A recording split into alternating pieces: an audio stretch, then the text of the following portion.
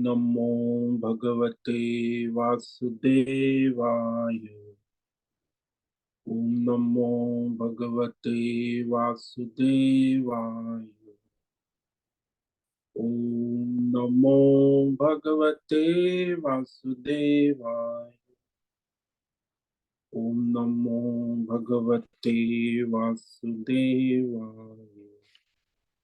ओम नमो भगवते वासुदेवाय। ओम नमो भगवते वासुदेवाय। ओम नमो भगवते वासुदेवाय। ओम नमो भगवते वासुदेवाय। ओम नमो भगवते वासुदेवाय। ओम ओम ओम ओम श्री परमात्मने नमो नमः। ओम गंगणपतये नमो नमः। ओम सं सरस्वत्यै नमो नमः। ओम गुं गुरुभ्यो नमो नमः। ओम सहनाववतु सहनौ भुनक्तु सह वीर्यं करवावहै तेजस्विनावधीतमस्तु मा विद्विषावहै। ओम शांति शांति शांति। सदाशिवसमारंभां शंकराचार्यमध्यमाम् अस्मदाचार्यपर्यन्तां वन्दे गुरुपरम्परां। वन्दे गुरुपरम्पराम्। ॐ पार्थाय प्रतिबोधितां भगवतां नारायणेन स्वयं व्यासेन ग्रथितां पुराणम् मध्ये महाभारतम् अद्वैतामृतवर्षिणीं भगवतीम् अष्टादशाध्यायिनीम् अम्ब त्वामनुसन्दधामि भगवत् गीते भवद्वेषिणि। वसुदेवसुतं देवं कंसचाणूरमर्दनं देवकी परमानन्दं कृष्णं वन्दे जगद्गुरुं। नमस्ते परमं ब्रह्म सच्चिदानन्दरूपा निर्गुणाय नमस्तुभ्यं ओंकाराय नमो नमः। सर्वे दुर्गाणि तरन्तु सर्वे भद्राणि पश्यन्तु सर्वे सद्बुद्धिमाप्नोतु सर्वे सर्वत्र नंदतु। ओम तत्सत। ओम ओम ओम। आप सभी ऑनलाइन नेटवर्क पर उपस्थित भगवद गीता श्रवण साधकों को आज प्रातः का अभिवादन अभिनंदन अभिवंदन। हरि ओम हरि ओम हरि ओम। हम सबको आज का यह दिव्य दिन तन मन धन जन देश काल विषय वस्तु परिस्थिति अवस्थाएं अध्यात्म भौतिक क्षेत्र व्यष्टि समष्टि सभी को अपने अपने पूर्व में अनंत जन्मों में किए हुए संचित पाप पुण्य धर्म अधर्म मिश्र कर्मों के पके हुए फल स्वरूप में वर्तमान में आज सभी को अपने अपने प्रारब्ध अनुसार परमेश्वरी अचिंत्य योग माया के माध्यम से प्रसाद स्वरूप में प्राप्त हुआ है। अतः आज का यह दिव्य दिन परमार्थ हेतु निष्काम सेवा यज्ञ देव यज्ञ ऋषि यज्ञ पितृ यज्ञ मानवता यज्ञ भूत प्राणी यज्ञ सात्विक दान शारीरिक वाचिक मानसिक तप निष्काम कर्म योग ध्यान योग भक्ति योग ज्ञान योग साधनाएं स्वाध्याय वेद शास्त्रों का अध्ययन अध्यापन उपासना आराधना के लिए समर्पित करे और करवावे। अत्यंत दुर्लभ मनुष्य जीवन की प्रत्येक क्षण परमार्थ हेतु सार्थक करे और करवावे। आज विक्रम संवत 2080 पौष मास कृष्ण पक्ष की चतुर्दशी तिथि है जो दोपहर को 3:33 तक है। उसके बाद अमावस्या लग जाती पौष अमावस्या। आज है आश्लेषा नक्षत्र जो रात्रि 7:24 तक उसके बाद मघा नक्षत्र लग जाता। आज है शुक्रवार, देवी उपासना आराधना का दिन, और यहाँ ऋषिकेश में शीत ऋतु, न्यूनतम तापमान 7 डिग्री रहा है और अधिकतम तापमान 22 डिग्री रहा। वायु की गति 5-10 किलोमीटर प्रति घंटा चल रही। ईस्वी सन 2024, 9 फरवरी, 9 फरवरी 2024, सुबह के 7 बजने वाले हैं। कलयुग का प्रथम चरण 5248वां वर्ष, 7वां वैवस्वत मनवंतर, श्वेत वराह कल ब्रह्मा जी का 26वां दिन और 51वां वर्ष चल रहा है। तैसे अनंत कोटि ब्रह्मांडीय परमेश्वरी अचिंत्य योग माया में हमारा यह एक ब्रह्मांड, इस ब्रह्मांड में ये पृथ्वी लोक में समुद्र के ऊपर जम्बू द्वीप में विश्व का एकमात्र वैदिक राष्ट्र भारत में उत्तर हिमालय प्रांत में उत्तराखंड राज्य में टिहरी जिले में हिमालयन शिवालिक पर्वतमाला के अंतर्गत मणिकूट पर्वत के ऊपर नीलकंठ महादेव के सामने ऋषिकेश नगरी में मुनि की रेती प्रांत में शीशम जाड़ी में अवधूत बाड़ा आश्रम के सी ब्लॉक पहले माले से 5 नंबर कमरे से गंगा किनारे से हम स्वामी उत्तमानंद सरस्वती भगवत गीता के आचार्य शिष्य स्वामी चिन्मयानंद सरस्वती महाराज, चिन्मय मिशन, कैवलाद्वैत वेद व्यास भगवत पाद शंकराचार्य की श्रृंगेरी संन्यास परंपरा से शिक्षित दीक्षित सनातन वैदिक भारतीय हिंदू धर्म अनुसार संपूर्ण भगवत गीता ज्ञान यज्ञ ऑनलाइन चैतन्यमय जीवंत लाइव प्रसारण के अंतर्गत व्याख्यान माला में अध्याय 4 ज्ञान कर्म संन्यास योग के श्लोक नंबर 1 पर संस्कृत एवं हिंदी में व्याख्यान करेंगे।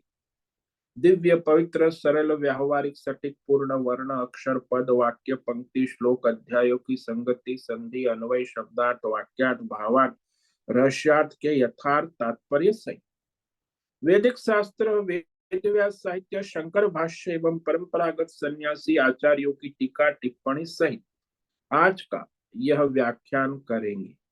कृपया आप सभी श्रद्धा भक्ति ध्यान से परिपूर्ण होकर के दिव्य श्रवण साधना करें।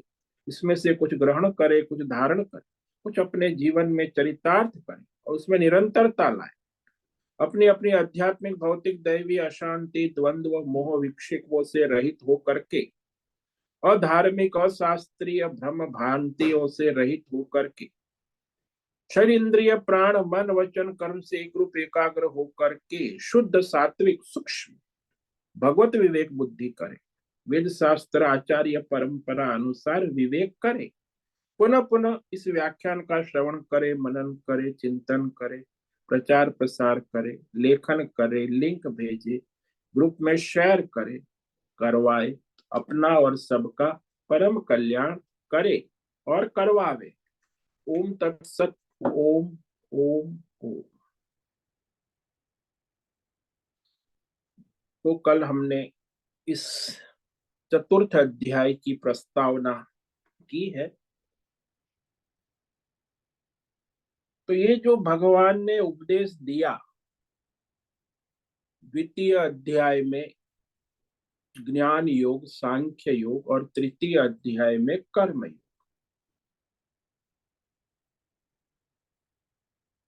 तो जो कुछ भी बताया जा सकता है वह सब इस अध्याय 2 और 3 में भगवान बता चुके हैं। संपूर्ण वेदों का सार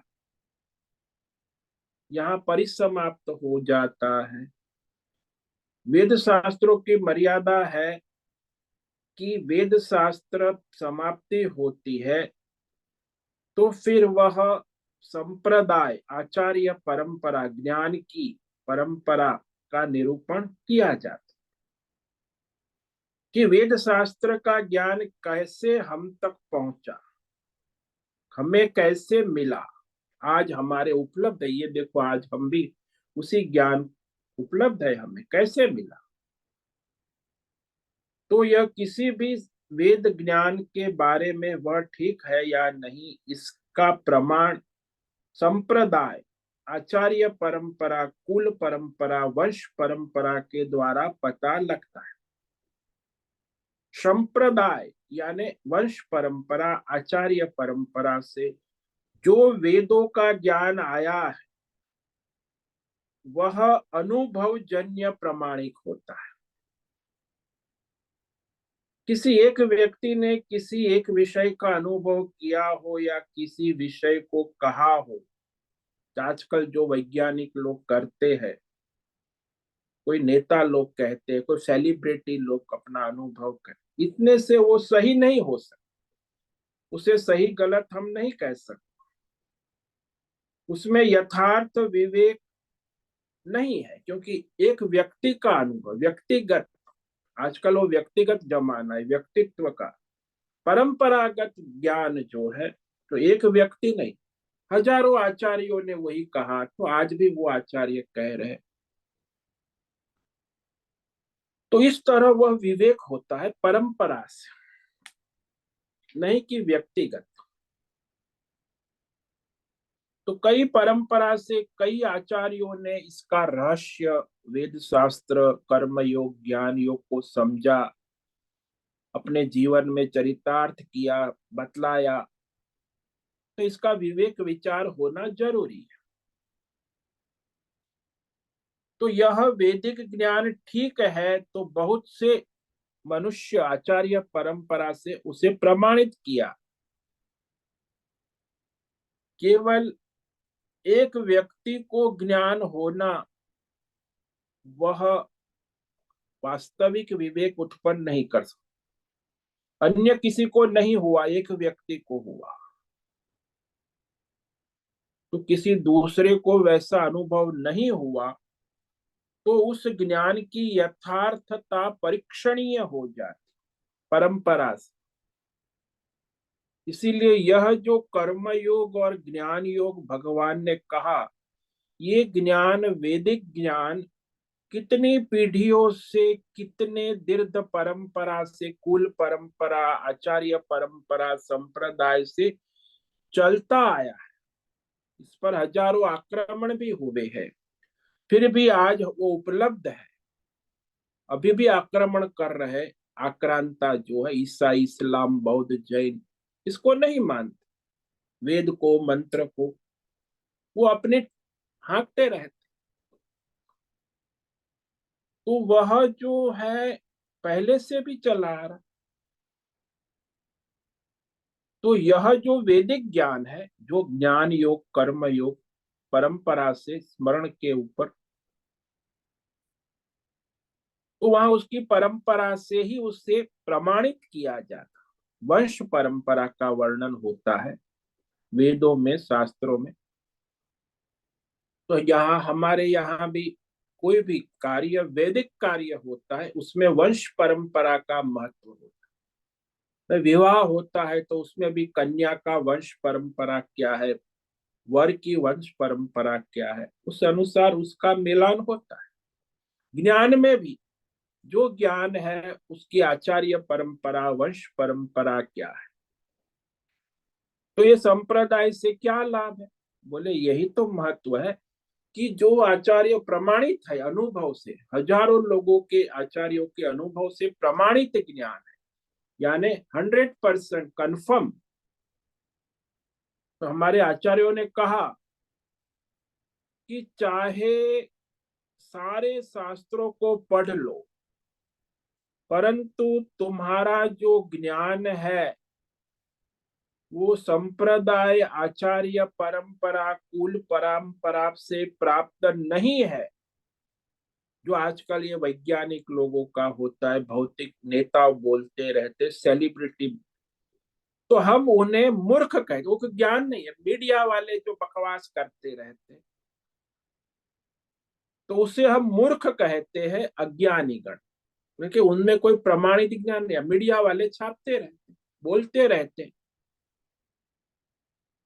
सेलिब्रिटी है आजकल, उनका जमाना है। नेता लोग हैं, बकवास करते रहते हैं। फिर आचार्य कथाकार लोग भी आजकल अपनी अपनी हाँकने लगते हैं। कई आजकल मॉडर्न बाबा है, व्यक्तिगत स्वयंभू, तो चाहे कितना भी ज्ञान हो, उसके करोड़ों फॉलोअर हो, सेलिब्रिटी हो, लेकिन वो मूर्ख में गिना जाए। भगवान ने वेद का जो यथार्थ अर्थ तो आचार्य परंपरा से ही उत्पन्न होता है। इसीलिए भगवान ने जो ये कहा, ज्ञान योग कर्म योग दूसरे अध्याय में तीसरे अध्याय में, उसकी परंपरा कहते हैं।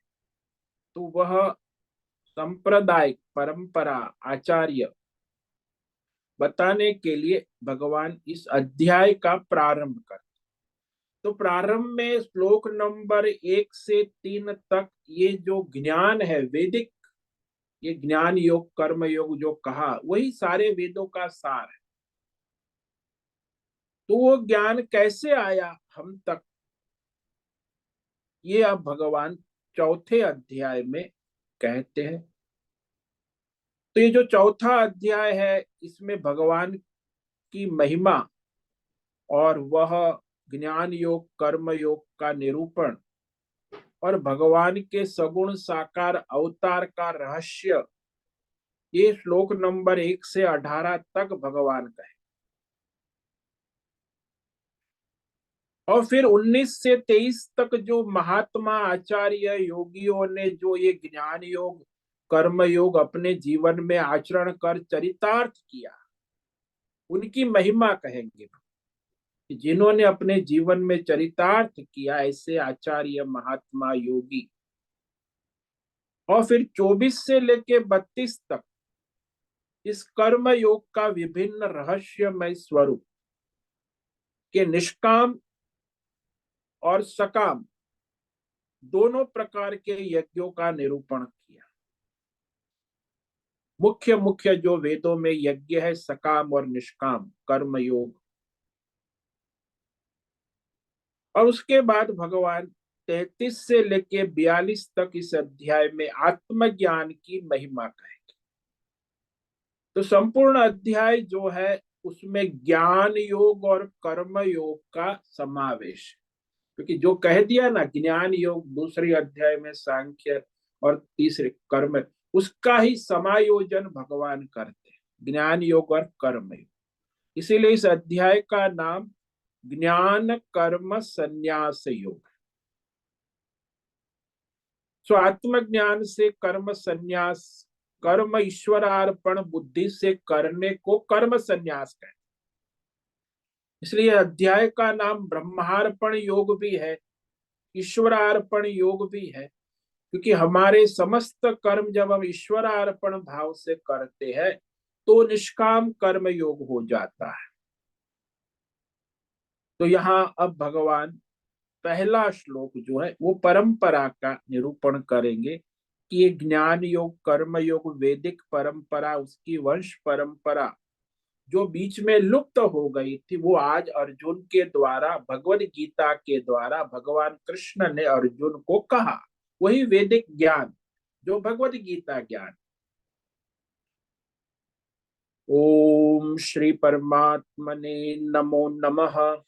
श्रीमद् भगवद गीता अथ ज्ञान कर्म संन्यास योगो नाम चतुर्थोऽध्यायः। ओम श्री भगवानुवाच इमं विवस्वते योगं प्रोक्तवानहमव्ययम् विवस्वान्मनवे प्राह मनुरिक्ष्वा कवे ब्रवीत्। ये चौथा अध्याय जो है ज्ञान कर्म संन्यास योग, यानी आत्मज्ञान से संयुक्त होकर कर्म ईश्वर अर्पण करने का योग।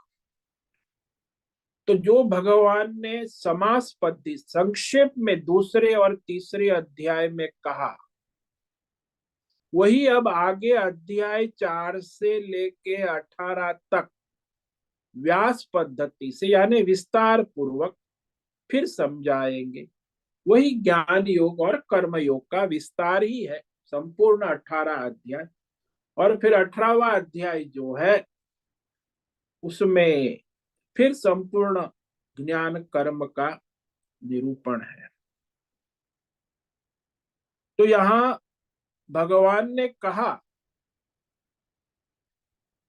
कि ये जो ज्ञान योग कर्म योग है, इसकी वंश परंपरा, आचार्य परंपरा, कुल परंपरा, संप्रदाय ओम नमो भगवान के नारायण। प्रागट्य के पहले बहुत काल से उसका लोप हो गया। यानी लोग जो है काम क्रोध लोभ राग द्वेष में पड़ गए, तो सकाम कर्म वासना में पड़ गए, कामना वासना, तो ये निष्काम कर्म योग का लोप हो गया।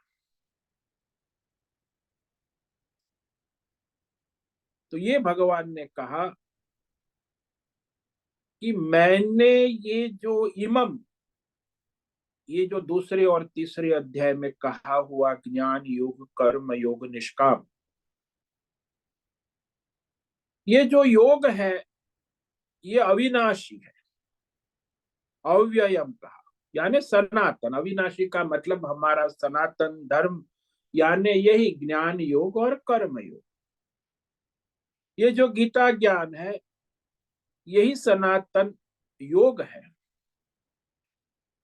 तो ये जो ज्ञान योग और कर्म योग है वो भगवान कहते हैं कि विवस्वते प्रोक्तवान, पहले मैंने सृष्टि के प्रारंभ में सूर्य से, विवस्वान यानी सूर्य,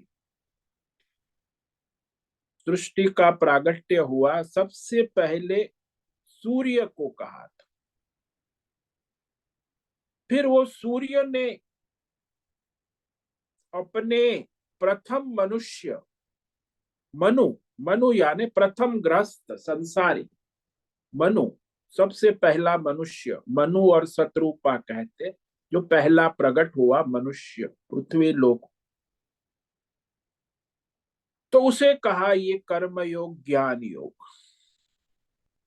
और उस मनु से उत्पन्न हुआ उसका जो संतान है इक्ष्वाकु, तो राजा इक्ष्वाकु को मनु महाराज ने ये ज्ञान योग कर्म योग कहा, अब्रवीत।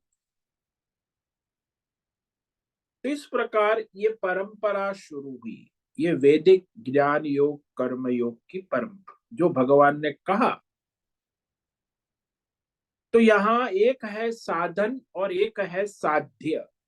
तो साधना है कर्म योग, भक्ति योग, ध्यान योग, और साध्य है ज्ञान योग। तो संसार में मनुष्य को मुक्त होने के लिए साधन और साधना और साध्य कहना आवश्यक। तो ये अविनाशी कर्म योग, ध्यान योग, भक्ति योग, ज्ञान योग का निरूपण भगवान परंपरा से किया है। तो ये जो आत्मज्ञान है इसका साक्षात्कार, उसका प्राप्ति का निरूपण किया है। ओ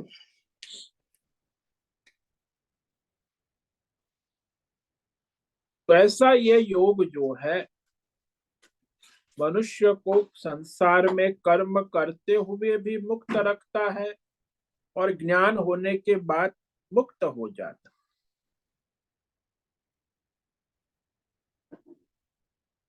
तो ऐसा ये परमार्थ अव्यय कहा, अव्यय मोक्ष फलक निष्काम कर्म योग, ज्ञान योग, भक्ति योग, ध्यान योग।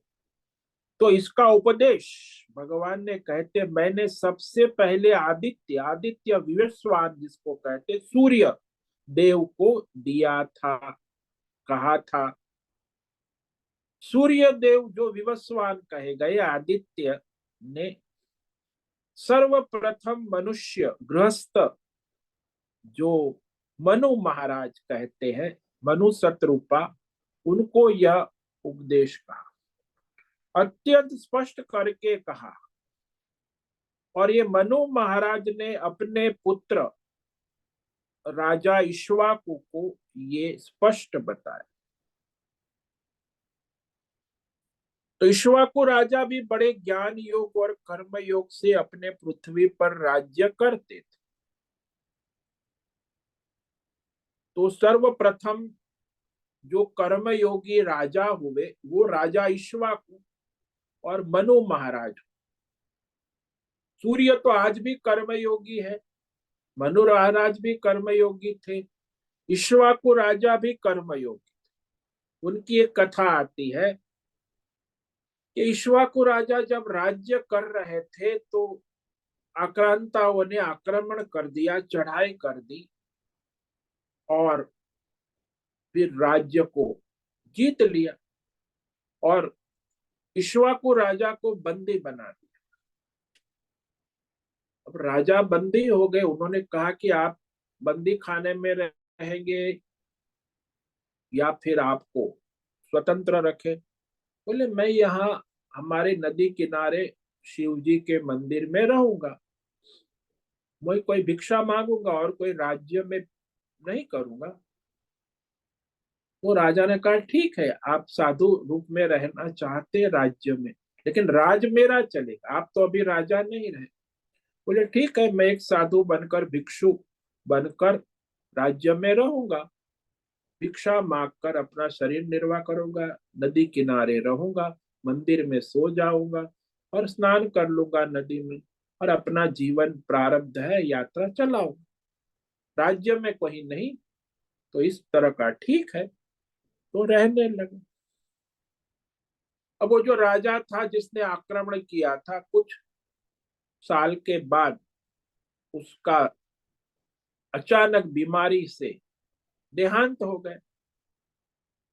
तो सब मंत्री सेनापति परेशान हुए, अब राजा किसको बनाए।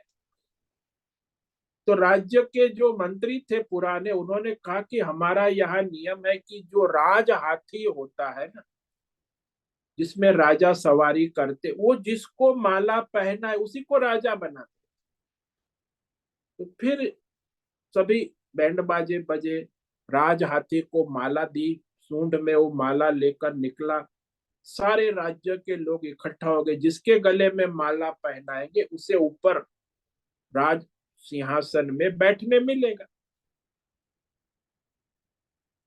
तो बड़ी भीड़ हो गई थी, हाथी निकला बैंड बाजे के साथ, माला भी उसकी सूंड में है और वो देखता देखता तो यहाँ ये जो इक्ष्वाकु राजा थे महाराज, वो तो अपना भोजन भिक्षा भोजन करके वहां शिव जी के मंदिर में लेटे हुए थे। तो वो हाथी आया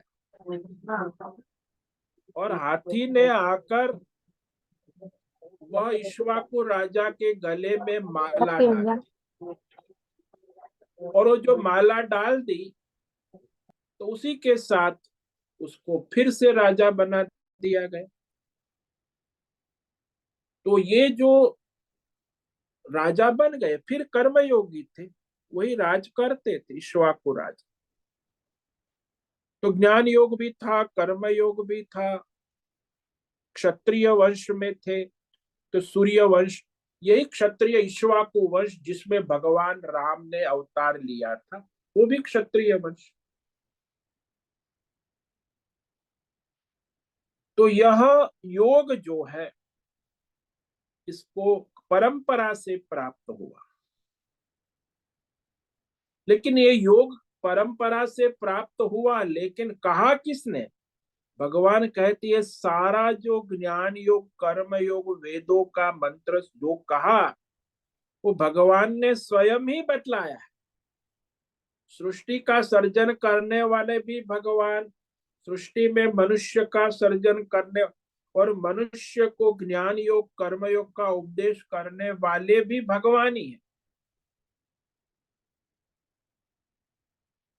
इसलिए भगवान श्री कृष्ण स्वयं पूर्ण पुरुषोत्तम है। ऐसा अर्जुन ना समझ ले कि ये भगवान कृष्ण अभी वृंदावन में गोकुल में मथुरा में लीला करने वाले, मटकी फोड़ने वाले, मक्खन चुराने वाले ऐसे कोई सामान्य बालक नहीं है। ये जो भगवान गीता का उपदेश दे रहे हैं, ये बहुत ही विशेष परिस्थिति में अति रहस्यमय, अति गंभीर निष्काम कर्म योग ज्ञान योग का निर्देश कर रहे हैं।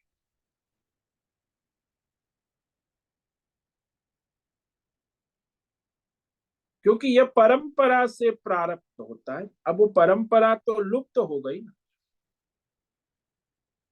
तो इसीलिए परंपरा से प्राप्त होने वाला योग फिर भगवान अवतार लेकर स्वयं उसका प्रचार करते, अर्जुन को कहते। इसीलिए सामान्यतः यह जो कर्म योग और ज्ञान योग की परंपरा का प्रारंभ भगवान से हुआ, और भगवान ने जो वेद कहा वो भी भगवान का ही। सारा वेदों का सार ही भगवत गीता भगवान श्री कृष्ण के मुख से कहा। तो स्वयं भगवान ही है जो वेदों का ज्ञान देने वाले, वही भगवान नारायण श्री कृष्ण गीता ज्ञान दे रहे। तो यह योग कैसा है भाई? कहते अव्ययम, अव्यय कहा। अव्यय का मतलब कभी नष्ट नहीं होता, व्यय नहीं होता, कम नहीं, हमेशा जैसा था वैसा रहता है सभी युगों में, अव्यय कहा। इसलिए हम लोग जो है सनातन वैदिक धर्म कहते हैं, ये वैदिक धर्म को ही सनातन धर्म कहते हैं। ये भगवत गीता है, वेद है।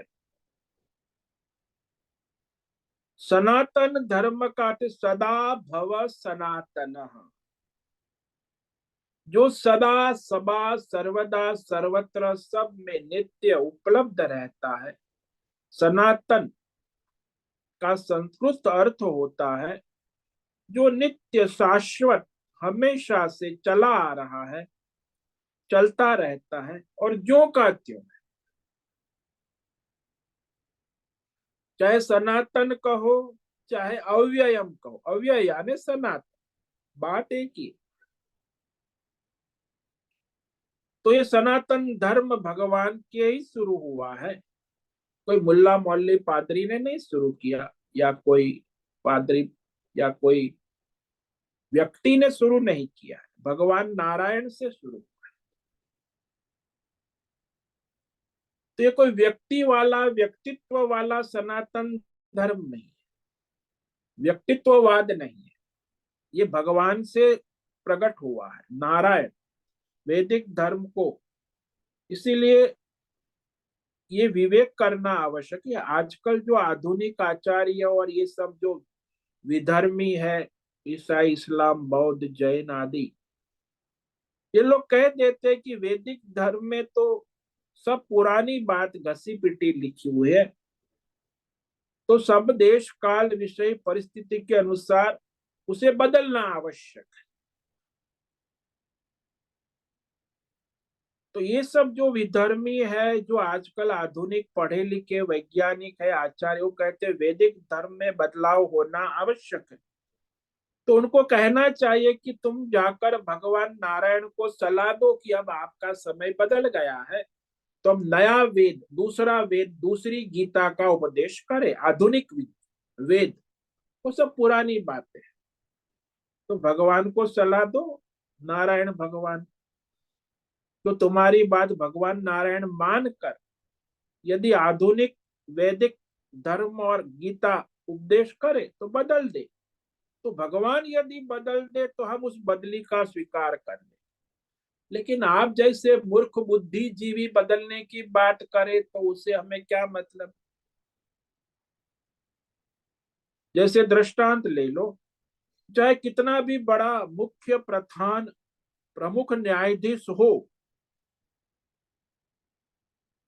तो वो सारा फैसला जो है कानून से, संविधान के अनुसार ही करे।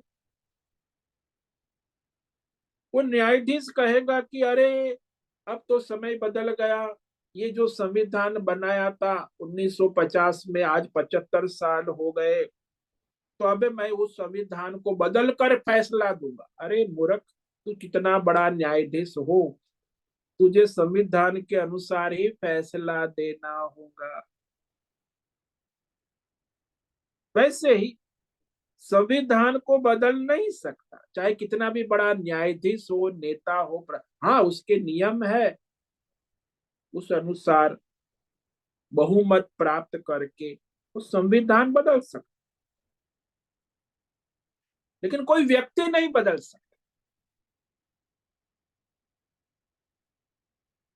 इसी प्रकार चाहे जितनी भी योग्यता हो, कितना बड़ा आचार्य हो, बुद्धिजीवी हो, बड़ा संप्रदाय, उसके करोड़ों फॉलोअर, 100 करोड़ 500 करोड़ लोग उनको मानते हो, तो भी परमेश्वर ने जो संविधान वेद बताया है, शास्त्र, उसमें भगवत गीता है, उसमें एक अक्षर भी, एक शब्द भी, एक वाक्य भी बदल नहीं सकता। इसलिए भगवत गीता जैसी भगवान ने कही, आज भी एक अक्षर कोई आचार्य बदल नहीं सकता। आचार्य भगवान को सलाह नहीं दे सकता कि ये श्लोक में आपने ये शब्द ठीक नहीं कहा है, इसको बदलना होगा। नहीं, एक अक्षर भी नहीं बदल सकता कोई आचार्य, चाहे कितना भी बड़ा बुद्धिमान हो। तो सलाह नहीं दे सकते, हाँ सलाह दे सकते हैं। आचार्य जो है वो वेद शास्त्र भगवत गीता के श्लोकों के अनुसार सलाह दे सकते हैं, लेकिन अपनी बुद्धिजीवी बुद्धिमानी से कोई सलाह नहीं दे सकता। उसमें कोई बदलने का अधिकार किसी आचार्य या किसी देवता या किसी बुद्धिजीवी या किसी सरकार को नहीं है कि नई सरकार आ गई, हम इसको बदल देंगे। भगवान ने जो प्रथम उपदेश दिया वही वेद का ज्ञान योग और कर्म योग। तो वो जो उपदेश दिया वह उसी को था, उसी को है और उसी का रहे, क्योंकि भगवान नारायण की पूर्ण बुद्धि परिपूर्ण है, भगवान ही सर्वज्ञ है। चाहे जमाना कितना भी बदल जाए, भूतकाल में क्या था, वर्तमान में, भविष्य में, चाहे युग बदल जाए, लेकिन भगवान की बुद्धि नहीं बदल, भगवान सर्वज्ञ है। और कहते कि भगवान ने एक बार कह दिया तो चारों युग में वही चले। भगवान की वाणी में कोई परिवर्तन भगवान भी नहीं करते, तो ये मनुष्य बुद्धिजीवी लोग क्या करेंगे? स्वयं भगवान भी उसमें परिवर्तन नहीं करते। तो जिसको परमेश्वर ने पहले ही कह दिया, इसीलिए यह वैदिक धर्म हमारा सनातन, सनातन का मतलब ही यहाँ भगवान ने अव्ययम, नित्य है, सनातन है, जो कभी परिवर्तन नहीं होता। इसे हम बदल नहीं सकते। कोई सरकार या कोई व्यक्ति या कोई आचार्य या कोई कथाकार या ये लोग मुल्ला मौलवी पादरी ईसाई बौद्ध जैन कितना आक्रमण करके ये इस गीता को बदलने की कोशिश नहीं कर सकते। वेद ज्ञान है, गीता ज्ञान है, वो वैसा ही रहे। वो हम अपने अनुसार, अपनी बुद्धि के अनुसार उसे बदल नहीं सकते, या देश काल परिस्थितियों का कारण हमें कोई परिवर्तन करने की गुंजाइश लगे तो भी नहीं बदल सकते।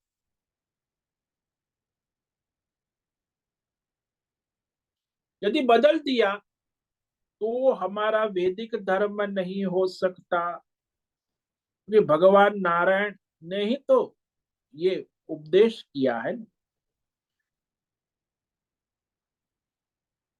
कई बार हम में से आचार्य लोग कहते हैं कि पुराने जमाने में अमुक परिस्थितियों में ये सब कहा गया है अर्जुन को, आज के जमाने में electronic computer, mobile, hi-tech, Google का जमाना आ गया, ये सब पुरानी बात। इसीलिए भगवान ने उस समय कहा था, किंतु किसी भी जमाने में भगवान ने कहा उसमें कोई परिवर्तन नहीं हो। क्योंकि भगवान को सारे जमाने का पता है, भूतकाल, वर्तमान काल, भविष्य काल। भगवान को सारे युगों का पता है, सर्जन करने वाले भगवान सर्वज्ञ है। और भगवान के वाक्य को कोई बदल नहीं सकता मनुष्य। इसीलिए भगवान कहते स्पष्ट रूप से कि जो ये मैं पहले, दूसरे और तीसरे अध्याय में ज्ञान योग और कर्म योग जो मैंने अर्जुन तुम्हें बतलाया, यही सनातन, शाश्वत, नित्य, नूतन योग है जो मनुष्य का कल्याण करने वाला है। तीनों काल में, तीनों लोक में, तीनों अवस्थाओं में ये सदाबहार है। आज भी वो वैसा ही है जो का त्यों। कोई भी उसका आचरण करे उसे उसका लाभ होना ही है।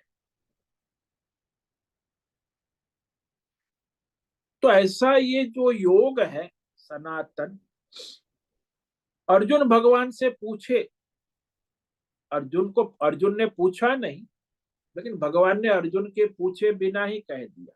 यदि अर्जुन पूछे कि आपने ये जो कहा सांख्य योग दूसरे अध्याय में, तीसरे अध्याय, वो आपने कब कहा था, तो भगवान बताते हैं कि मैंने सबसे पहले ये योग जो है विवस्वान प्राह, विवस्वान यानी सूर्य, क्योंकि ये जो सृष्टि का चक्र प्रारंभ हुआ उसमें सबसे पहले सृष्टि का सूत्रधार, चक्र का सूत्रधार सूर्य देवी है। तो भगवान ने सृष्टि चक्र का प्रारंभ सूर्य के द्वारा ही किया है, वो मूल सूत्रधार है। तो ये आजकल वैज्ञानिक लोग बड़ा रिसर्च R&D बड़ो करते, आचार्य भी आजकल भी कहते हैं कि हाँ, पहले तो सूर्य में से ही ये पृथ्वी, शुक्र, बृहस्पति, नवग्रह सारे सूर्य रूपी तारे से विस्फोट होके बाहर आए हैं सब, कोई स्वतंत्र नहीं। तो सबसे पहले तो पृथ्वी भी नहीं थी, ये चंद्र भी नहीं था, ग्रह नक्षत्र तारे भी, पहले तो सूर्य की ही उत्पत्ति हुई ना भगवान ने सृष्टि के प्रारंभ में। विवस्वते प्रोक्तवान, सूर्य जो प्रारंभ में, उसी को भगवान ने उपदेश दिया, स्वयं नारायण भगवान। तो इस तरह पहली परंपरा ज्ञान की, वैदिक ज्ञान, ये गीता ज्ञान भगवान श्री कृष्ण ने जो दिया वो वहां से प्रारंभ हुआ है। तो इस पर हम कल विचार करेंगे कि विवस्वान सूर्य को दिया, सूर्य ने मनु महाराज को दिया, और मनु महाराज ने अपने पुत्र इक्ष्वाकु को, राजा को। तब से ये ज्ञान योग, कर्म योग की परंपरा चली आ रही। इस तरह आज हमने यह श्लोक प्रारंभ किया, इस पर कल विचार करेंगे। ओम श्री परमात्मने नमो नमः। श्रीमद् भगवद गीता ज्ञान कर्म संन्यास योगो नाम चतुर्थोऽध्यायः। ओम श्री भगवान उवाच इमं विवस्वते योगं प्रोक्तवानहमव्ययम् विवस्वान्मनवे प्राह मनुरिक्ष्वाकवे ब्रवीत्। तो ये चतुर्थ अध्याय का प्रारंभ होता है जिसमें भगवान स्वयं अर्जुन के पूछे बिना कह रहे हैं कि हे अर्जुन, इमम, ये जो मैंने दूसरे अध्याय में तुम्हें ज्ञान योग कहा, तीसरे अध्याय में कर्म योग कहा, ये सनातन है, अविनाशी, अव्ययम, हमारा सनातन धर्म ही ये है। और ये सबसे पहले भगवान ने कहा, मैंने सूर्य को कहा था, सूर्य ने सबसे पहले मनुष्य, जो सृष्टि का प्रारंभ हुआ, मनु शत्रुपा, तो सर्वप्रथम गृहस्थ मनुष्य मनु को कहा था। और मनु ने अपने पुत्र इक्ष्वाकु राजा को कहा, और इस तरह ये जो योग है, ज्ञान योग कर्म योग की परंपरा वंश परंपरा चलती आई। ओम नमो नारायणाय, ओम नमो नारायणाय, ओम नमो नारायणाय, ओम नमो नारायणाय, ओम नमो नारायणाय। कायेन वाचा मनसेन्द्रियैर्वा बुद्ध्यात्मना वा प्रकृते स्वभावा करोमि यद्यत् सकलं परस्मै नारायणायेति समर्पयामि।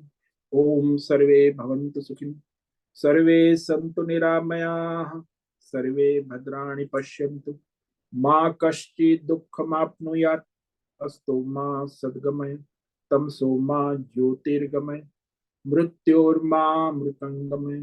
ओम पूर्णमद पूर्णमिदं पूर्णात् पूर्णमुदच्यते पूर्णस्य पूर्णमादाय पूर्णमेवावशिष्यते। ओम शांति शांति शांति। शंकरं शंकराचार्यं केशवं बादरायणं सूत्र भाष्य कृत वंदे भगवन्तौ पुनः पुनः। ईश्वरो गुरुरात्मेति मूर्ति भेद विभागी व्योमवद् व्याप्त देहाय दक्षिणामूर्तये नमो नमः। ओम गुं गुरुभ्यो नमो नमः। ओम तत्सत् ब्रह्मार्पणमस्तु। ओम ओम ओम।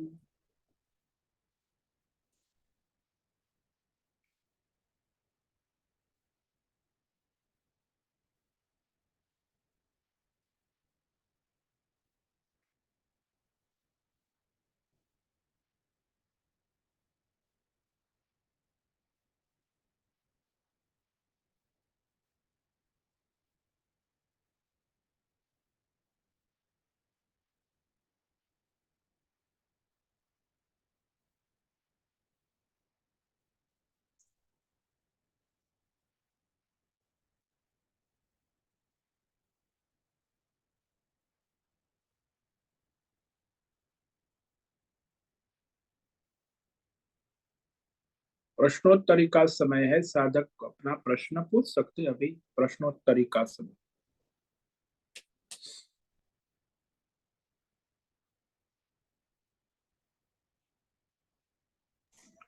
हरिओम हरिओम हरिओम स्वामी जी। हरिओम। बोलो भद्रेश। स्वामी जी, ये जो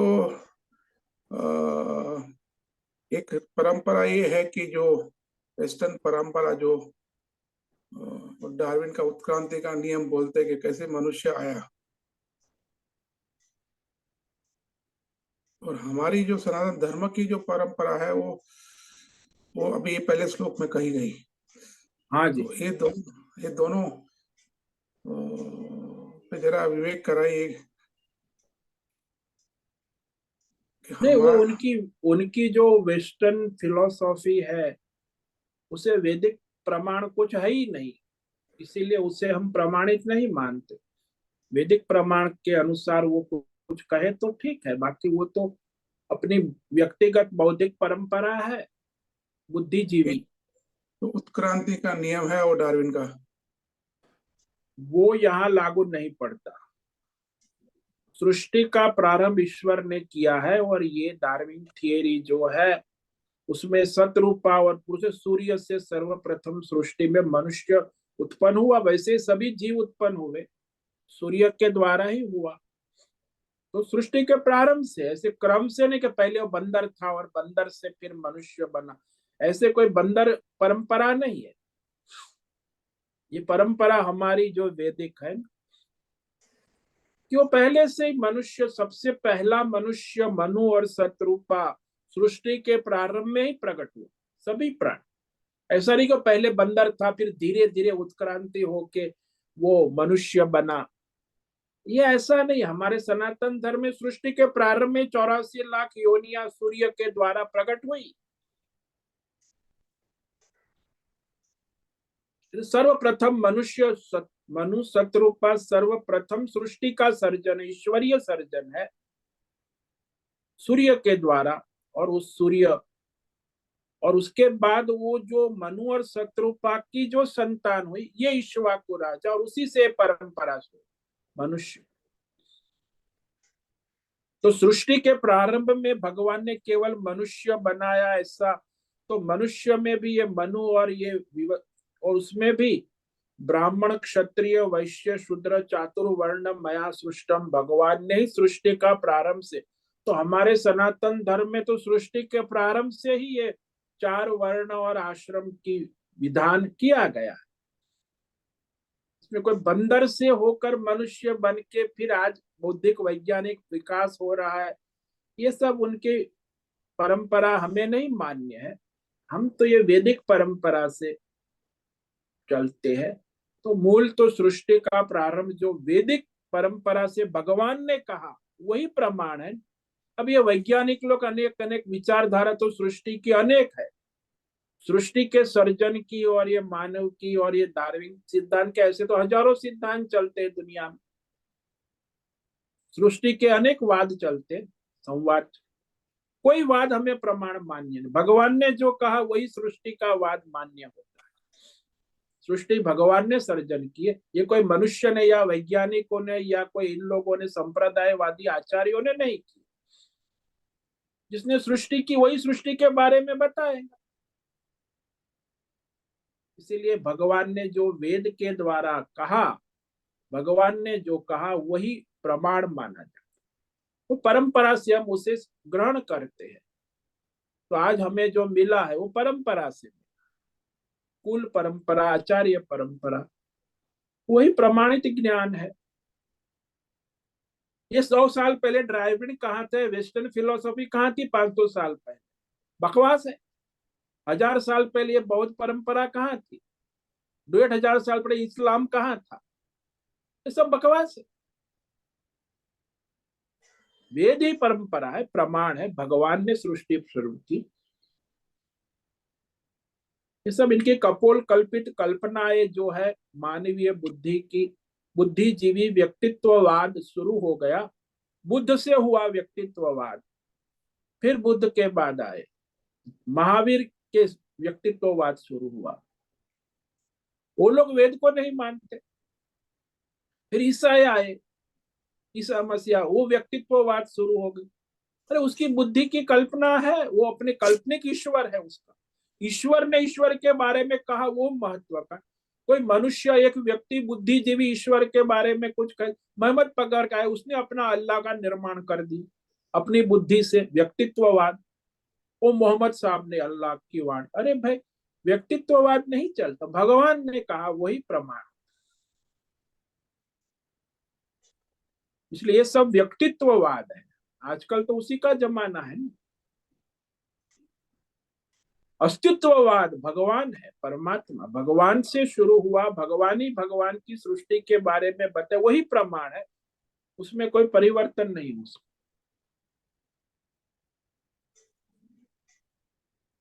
तो ऐसा है, जिसकी बुद्धि भ्रष्ट हो गई है, आसुरी बुद्धि है, रजोगुणी है, तमोगुणी है, जिसके जीवन में कोई प्रकृति लोक समाज धर्म कर्म वैदिक नहीं है, उनकी बुद्धि में ये बात आएगी नहीं, क्योंकि वो रजोगुणी तमो भ्रष्ट बुद्धि है।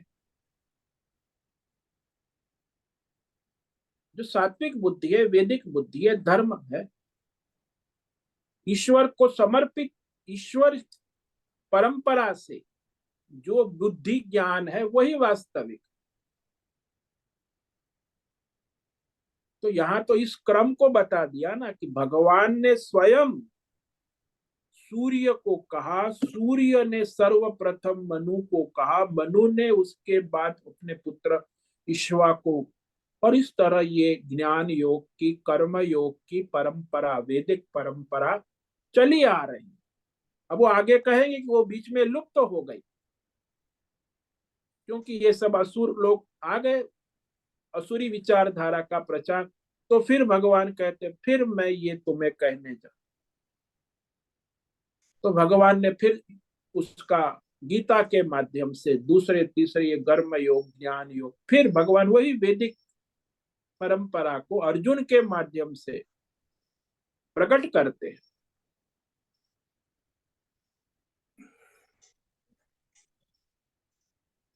तो ऐसा है, वेद शास्त्र भगवान ने कहा, उसमें फिर ये सब आजकल आधुनिक विचारधारा में ये सब जो भ्रम फैल रहा है वो पहले भी था, अभी भी है, तो भगवान ही उसको दूर करते हैं। क्योंकि असुर लोग हैं वो नहीं मानेंगे, वो अपना ढोल पीटते रहेंगे। भगवान ने कहा, उसके बाद और क्या कहने की आवश्यकता।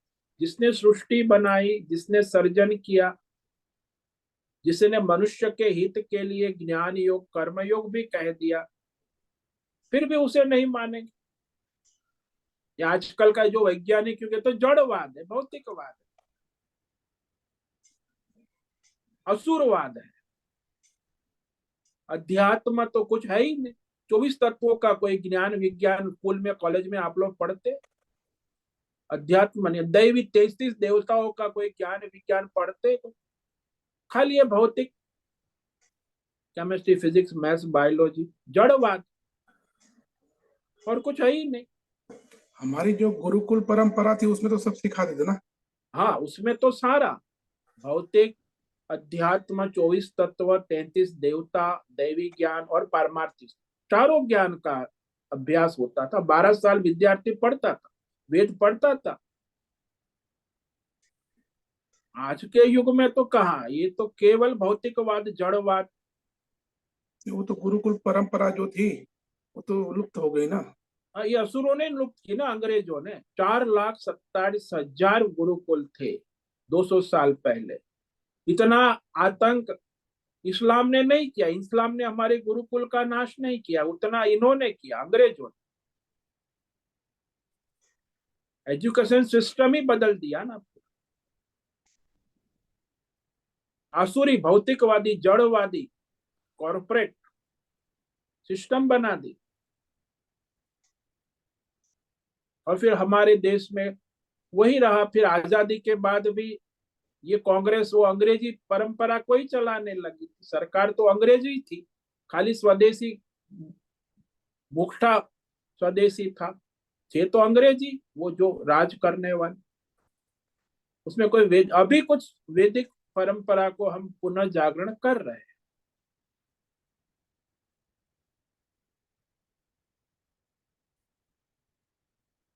तो वो आसुरियों का साम्राज्य तो पूरे दुनिया में करते क्या है ये लोग? हिंसा, मानवता, मार काट, लूट, कॉर्पोरेट वर्ल्ड, ये राजनेता, ये सब भोगवाद। कोई प्रकृति का दोहन करते, कॉर्पोरेट वर्ल्ड सारी प्रकृति का नाश कर रहे, करते क्या है? और फिर खुद कैंसर में, बीमार में, होटल में मरते हैं कुत्ते की तरह। न प्रकृति का हित करते हैं, न अपना हित करते।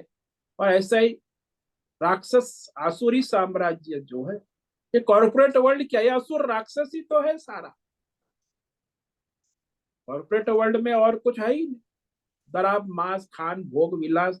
ये मेडिकल है तो थोड़ा 10-20 साल ज्यादा जीते, नहीं तो ये 50 साल में ठप हो जाए। दारू पीते हैं, मांस खाते, भोग विलास करते, और फिर अपना धंधा करते, दुनिया को लूटते हैं। लुटेरे सारी दुनिया में ये जो साम्राज्य फैल रहे हैं, लुटेरावादी है। न प्रकृति को भी लूटते हैं, मानव जात को भी लूटते हैं, और फिर मरते हैं कुत्ते की तरह। तो ऐसा है, कोई धर्म कर्म का कोई उनमें मतलब ही।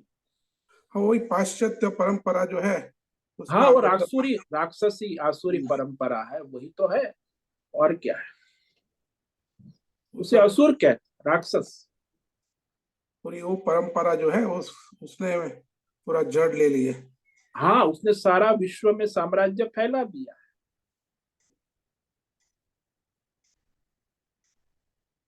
वो तो स्वामी जी उसका वो जो है वो भी प्रारब्ध रहेगा ना विश्व का।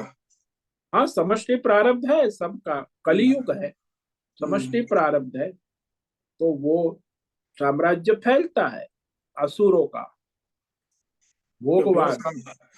लास्ट 50 साल में भी उसका साम्राज्य खाली शहरों में नहीं, अभी तो गांव गांव में वो साम्राज्य फैल रहा है। हाँ हाँ, गांव गांव घर टीवी घर पहुंच गए। टीवी मोबाइल वो साम्राज्य सब जगह फैल रहा है।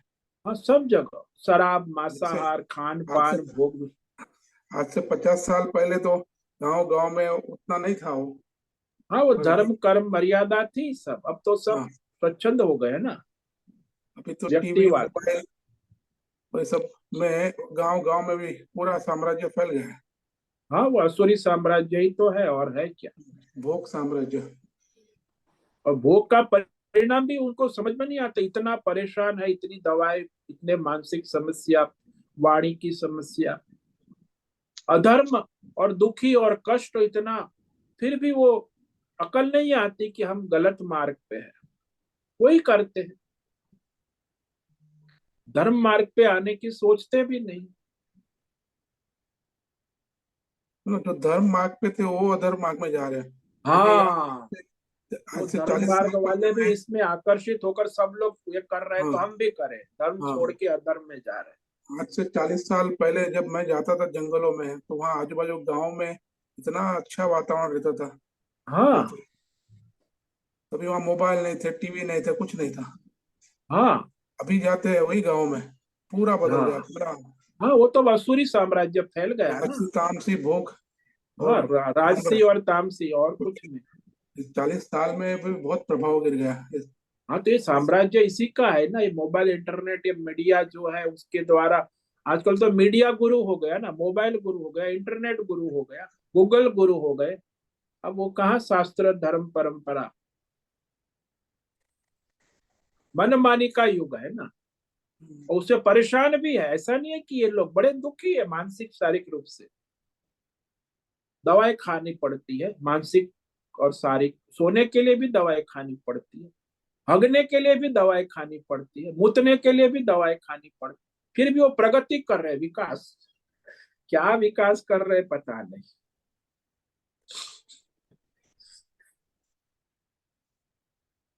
ये असुर है ना, बुद्धि जड़ है। तो ये तो दिशा जो है तो पूरी भ्रष्ट है। तो फिर ये तो स्वामी जी इसमें वो तो कोई, जो व्यक्ति है अपने व्यक्तिगत अपने को संभालेगा, बाकी समष्टि में तो वो दिशा अलग हो ही गई है ना। तो समष्टि की दिशा तो ईश्वर बदल सकेगा ना, अवतार। ये जो दिशा गलत जा रहा है, इसको ठीक करने वाला ईश्वर ही है, वो जानता है कि इसको कब ठीक करना है। इसमें इसमें व्यक्ति को ही अपनी दिशा का ध्यान रखना है। हाँ, व्यक्ति को व्यक्तिगत अपनी दिशा का ध्यान रखना है, समष्टि दिशा में सावधान होकर रहना है। समष्टि का इलाज तो ईश्वर ही कर सकता है, और कोई नहीं कर सकता। पर समष्टि तो सब जगह पे वो है, उससे भी बचना आसान नहीं है। हाँ, वो व्यष्टि अपना बच के अपना धर्म करे, वही उसका परमार्थ हो जाएगा। समष्टि में सब जगह पे फैल ही गया है। हाँ, वो रोग तो सब जगह फैल गया, जैसे कोरोना सब जगह फैल गया, तो आप अपने कमरे में रहो, अपने को बचाओ। ये तो कोरोना जैसा है ना, हम्म।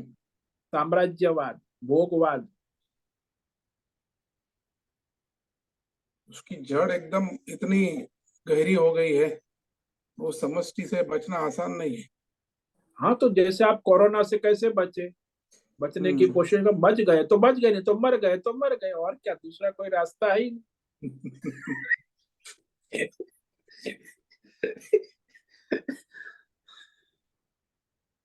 कोरोना बड़ा है भाई, कोरोना लग गया है तो फिर आप लॉकडाउन में रहो, और क्या कर।